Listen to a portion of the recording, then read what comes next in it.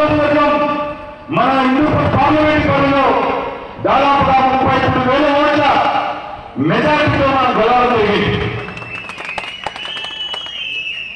ఇది ఏదో నేను చేశాను, జగన్మోహన్ రెడ్డి గారు చేశానని నేను చెప్పడం లేదు. మీ అందరి సూచనలతో సాధ్యమైన స్థితి చేసుకుంటా ఉన్నా. నేను చిన్న విషయం చెప్తా ఉన్నా. ఆ రోజు నా దగ్గరికి వచ్చి చాలా మంది చెప్పేవాళ్ళు, నువ్వు అసెంబ్లీ పోతా ఉన్నావు, అవతల మాజీ మంత్రి వర్యులు ఎమ్మెల్యే 3 సార్లు ఎమ్మెల్యే ఏమి ఎన్నుకుంటావు అని చెప్పేవాళ్ళు.